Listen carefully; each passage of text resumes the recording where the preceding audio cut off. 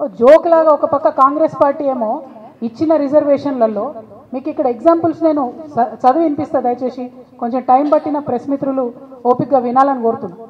కామారెడ్డి జిల్లా నస్రులాబాద్ మండలంలో అంకోల్ గ్రామ పంచాయతీ ఎస్టీకి రిజర్వేషన్ ఎస్టీకి వచ్చింది. ఆ ఊర్లో మొత్తం ఉన్నది 784 మంది. ఒక్కడంటే ఒక్క ఎస్టీ ఓటర్ లేడు ఆ ఊర్లో. రిజర్వేషన్ ఎస్టీకి వచ్చింది.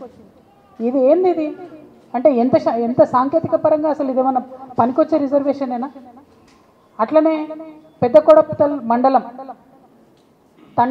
దావన్ తండ ఈ పంచాయతీని ఎస్సీలకు రిజర్వేషన్ చేసి అక్కడ ఒక్కరంటే ఒక్క ఎస్సీ ఓటర్ లేడు. ఎక్కడికి వెళ్ళి వచ్చి పోటీ చేయాలి ఎస్సీలు? మరి పోటీ చేస్తే ఆ గ్రామంలో ప్రజలకు ఏం న్యాయం జరుగుతుంది? మాచారెడ్డి మండలం వడ్డెరగూడెం తండ మొత్తం ఊరంతా వడ్డెరలే ఉంటారు, అంటే బీసీలు ఉంటారు. అక్కడ సర్పంచ్ పదవి ఎస్టీకి వచ్చింది. మరి ఎక్కడి నుంచి ఎస్టీ వచ్చి అక్కడ పోటీ చేయాలి? ఎట్లా గెలవాలి? నాగర్ కర్నూలు జిల్లా, ఇదైతే మరీ దారుణం.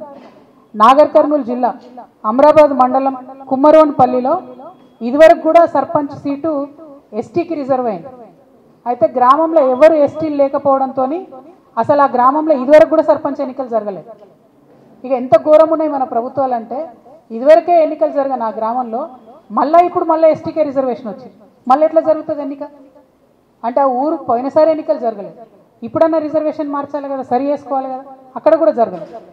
ఇక నల్లగొండ జిల్లా చింతపల్లి మండలం తక్కెలపల్లిలో ఎస్టీ ఓట్లు 2 ఉన్నాయి.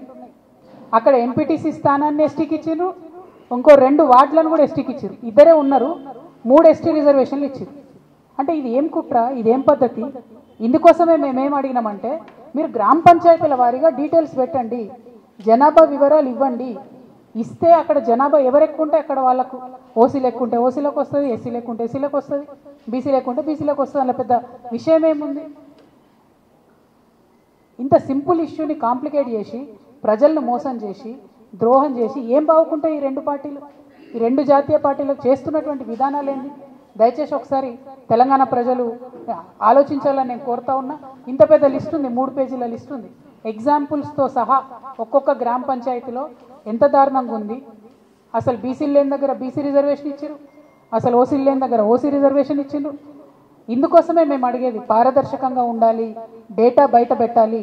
మీరు డేటా బయట పెడితే రిజర్వేషన్లలో ఎంత శాంక్టిటీ ఉంది, ఎంత క్లారిటీ ఉంది అన్న విషయం కూడా వస్తుందనే విషయాన్ని నేను ఈ సందర్భంగా తెలియజేస్తా ఉన్నాను. At the same time Revanth Reddy గారిని నేను సూటిగా ప్రశ్నిస్తున్నా. చాలా గొప్పగా 30 ఏళ్ళ ఉద్యమాన్ని నేను ఒక కంక్లూజన్కి తీసుకొచ్చిన, ఎస్సీ వర్గీకరణ చేసిన అని చాలా పెద్ద ఎత్తున అసెంబ్లీలో స్పీచ్ ఇచ్చి మందకృష్ణ మాదిగ గారిని పిలుచుకున్నారు, శాల్వాలు కప్పిండ్రు, సన్మానం చేసిండ్రు. అందరం కూడా అనుకున్నాం మరి వర్గీకరణ సమస్య ఎండ్ అయిపోయింది, మంచి జరిగిందని.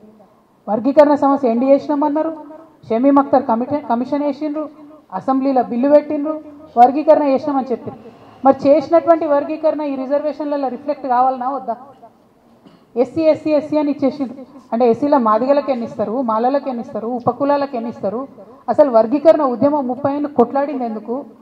అంతమంది బిడ్డలు ఆ వర్గీకరణ ఉద్యమం కోసం చనిపోయిన మాదిగ బిడ్డలేంది? వాళ్ళ త్యాగాలకు అర్థమేమన్నా ఉందా? మీరు పెట్టినరు బిల్లు, పాస్ చేసిన అసెంబ్లీలో, మరి అది రిఫ్లెక్ట్ కావాలి కదా ఇప్పుడు గ్రామ పంచాయతీ ఎన్నికలల్లో. ఎందుకైతే లేదు? అట్లా కానప్పుడు మీరు బిల్లు పాస్ చేసి ఏం లాభం? బిల్లు పాస్ కానటువంటి బీసీ దానికేమో మీరు రిజర్వేషన్ ఇస్తున్నామని మోసం చేస్తారు. ఆల్రెడీ బిల్లు పాస్ అయిన ఎస్సీ వర్గీకరణేమో అసలు ఎస్టీ రిజర్వేషన్ జాబితాలలో ఎక్కడ ఉండనే ఉండదు. ఇక మిగతా మీరు అరకొరగా చేసినాయని తప్పుల తడగ్గా ఉన్నది.